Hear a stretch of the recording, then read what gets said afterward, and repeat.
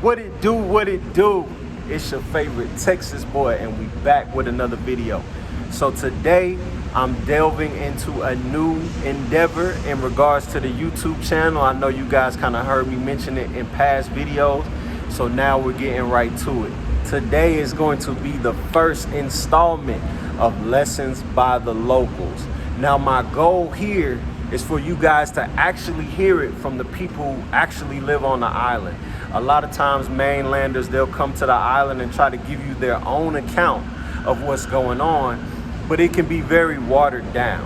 So what we want to hear is the real, the raw, the truth, the happy, the sad, anything, but we want to hear it straight from the people, straight from the island's mouth, not ours as mainlanders, just trying to do our best. So here we have somebody I've met who's been very, very kind and friendly to me. Every time I see her, she's always giving me some new education, and I just knew she would be the perfect person for this first installment of Lessons by the Locals. So I'm going to let her introduce herself. Your name is? Hi everybody, my name is Gabriela from I live in Leviton, Toa Baja in Puerto Rico. It's one of the coastal towns, and I actually work at Walmart Center as a cashier in San Dulce. So Okay. yeah, it's a bit of a gap drive, but wouldn't you believe, distance when you look at the map is actually a 15-minute drive from the highway. Listen, as you can see, this is gonna be a great installment. She gave you so much game right there, and you didn't even ask for it. That's the best part. She's gonna inform you, and you don't even have to ask for it. That's what I love about it. Like, ever since I've been here in these 2 months, I always stop by Walmart. I try to find her before I leave, because I know I'm gonna get something good.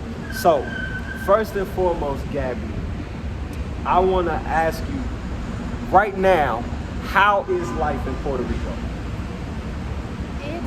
Speak. Well, it depends on who you ask. But many people who are very fortunate, they will always say, well, I'm still standing. Well, I'm doing the best I can, as best as one can be. And that's many of our answers too, because we always be grateful. When you ask them to anybody else, they always say, I'm grateful to at least still be alive. Sometimes they'd be so neck deep or so even, they're so stuck in the grind of what they have in their problems, they just go unload. Oh, wow. And sometimes you just,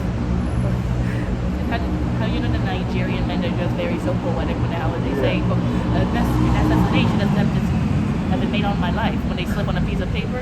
Some people over here are that dramatic, and that's because we have a lot of communities over here. Okay. You might not get that from a Nigerian, but you might get that from a Republic Dominican. And trust me, sometimes they go like olive oil and water, but when you start cooking it with the rice over here, you know how to use the big green flag. Okay, so I want to ask you, have you spent your entire life in Puerto Rico? Born and raised over here. Born and raised in Puerto Rico. There's an actual phrase on the island, which my mom always uses, that tienes la mancha del plátano encima, which that basically translates to you got the banana stain on yourself, the plantain stain go together. That's how it translates. But what it means is that that every part of your life, from the womb to here, you've always been on the island. And yeah, I've been outside of the island, but that's mainly for vacation, visiting family, but never really lived out there. So I always say, I like it over there, but I prefer to live here because that's what I'm more used to. I know that's where my culture is, but not just because I'm assimilated, but because the culture shock of how many things can slip and things and slip through cracks, or how comfortable some people are in the States for doing over here, that you cannot get through. And I could tell you, just being a mainlander coming down to Puerto Rico, it's two totally different lifestyles. It's two totally different lifestyles, but I love it down here, and you're making me love it more. So I want to kind of get right into it. So first things first, as somebody who's visiting Puerto Rico, what would you say is the first 3 things that you would want somebody to know coming from the mainland to Puerto Rico? First and foremost, and this is a phrase that, again, my mom always says, I do look like my dad, but I'm my mama's girl altogether. And they still love my daddy, but my mom is the main source of information, the main hub, the central hub, the family GPS, the family financer. Okay. So you know I'm going to reference my mom. Right. Okay. So, and my mom's, there's a phrase that she says, and that applies talk to other mainlanders, they also say that, well, when you talk to other locals, they themselves say that that is speaking truth, and the phrase goes as, en Puerto Rico, todos lo hacemos lo mejor. But which translates to, in Puerto Rico, we do everything the best way. But I also add to it, we add the best music, the best food, and the best crime. Meaning there's a lot of people with gumption and audacity on this island, which you're not gonna find it immediately, because if you're polite, you'll get the courtesy of our island, which will go to the lines of politeness. Okay. So number one, I would say be polite. That would be number one. Be polite. Yes, sir. Okay. Because if you start talking out of the side of your neck, you're Y'all- gonna get in trouble on this island. Y'all coming forward. Trust me. Yeah. We are easy to make grudges and easier and even faster to burn those bridges Yeah. if needed. One thing I said in my prior videos, you're not going to bully them over here. Like one thing I say all the time, like some places you can kind of like force people into speaking English if you want them to. Not here. You're not gonna force anybody to speak English over here. So it's best you learn some Spanish. So, okay, so number one, be polite. Number two. Number two, try to be open to learn this information. Be open-minded, okay? Because there's a lot of things people say that they're, like how you mentioned in the mainland, there's always say something like,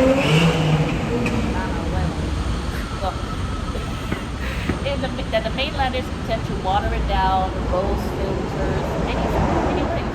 But for locals, we try to say it as it is, como arroz habichuela, which is basically as rice and beans, as straight Okay. as it is. Okay. So, which we have great people. We have great, like, we come from a good place, but we can get misconstrued in the sense of politics, in the sense of our greed. And we're You gonna can see get that into very that. much in the Noti Centro, which is our local newscasting.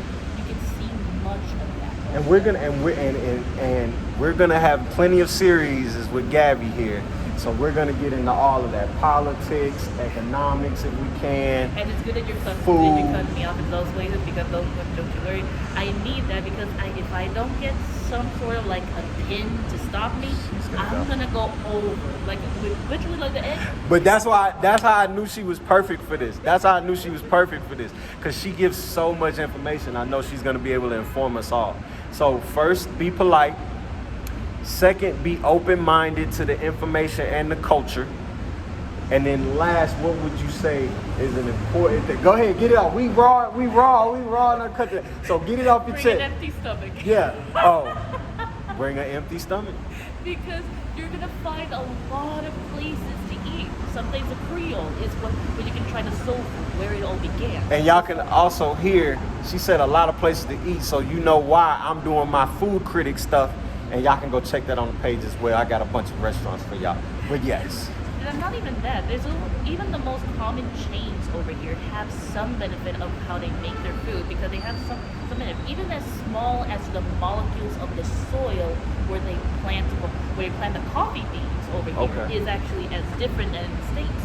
And that's actually true. In Puerto Rico, there's higher counts of citrus in our soil, to which that's why we have our exports being in tobacco, coffee, rum.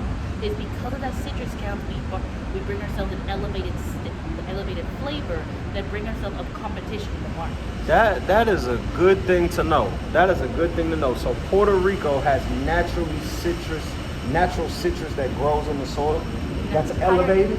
But not exactly. It's more like saying that because of that citrus count in our soil, it elevates the flavor that's already natural. Okay. Basically, if anyone who's local will ever tell you, a passion fruit over here is not going to be the taste, not going to look the same. Sometimes it will be even more sour than the passion fruit over in the States. And they don't even. And another thing is, I've learned that Puerto Rican Spanish and Mexican Spanish and Dominican, all different. Like for example, here a passion fruit is called the parcha, where other places it might be a pasión de la fruta. So that was just one thing that I learned. Those sound totally different. Parcha and pasión de la fruta are the same thing but sound totally different. So and even then, keep in mind that with majority of the Latin America can be said that their infrastructure will always be connected to Latin and the mother Spain and La Madre España in Spain and Madrid. But and because that's where we're all been colonized from. However, from stemming from that Spaniard language, we also have been our indigenous language, the language of our cultures, our ancestors have been intermingled, and sometimes even from the folks in the mountainsides have been trickling their own words and then have been added to generations. Sometimes those words have lost their meaning throughout the years, but sometimes they still stick around. And that can be said to any of the cultures, but then over here it's much more prevalent because many of these generations, even though some of them are immigrants to the States, or even them, they from the States and they grew up here for over generations, right. They still try to embed in words. Like the little small tree, if you recall. When you in traditional Spanish, it's supposed to say goma de mascar or gum, but over here we say chicle, not because of any indigenous word, because we never actually had gum before it was introduced to us, and the brand was called chicle because that's how you make. Oh, you talking about the little gum? Yes. See, I just got put on to that. She talk about the little gum. See, this is why I'm gonna love this segment. This is why I'm gonna love this, because she's gonna put us on so much information that we don't know. I promise you we don't know this. And she's gonna inform us all. So, I gotta keep y'all in suspense. So, this was our first installment of Lessons by the Locals. You're gonna see Gabriella a lot more. She's gonna be giving you a lot more information. I'm gonna have a lot more questions for her. So trust you're gonna see her much, much more. I thank her so much for even allowing me to do this with her. You know, some people are private or some people are camera shy, and so she's just been open and willing to truly help me out, and I'm truly thankful for that. So thank you so much, and I can't wait for our other episodes. Do you have a social media, a TikTok, or Instagram? Well, technically I do, but I'm not really as prevalent as I am over here. Okay. But I do. I'll be up for the contacts and collaborations, but for actual like public DMs, I don't think I have that many. But I'll try myself. Okay. Oh, it's getting packed over here. But look, I'll put all of her social media information down at the bottom so y'all can go follow her if you need to. If you'd like to, go get more information. But yeah, that was our start. So first three things is be polite, be open, and come with an empty stomach. Yes, and that's very And true. they do make big plates out here. I will tell you that. All right. And then that's some restaurants altogether.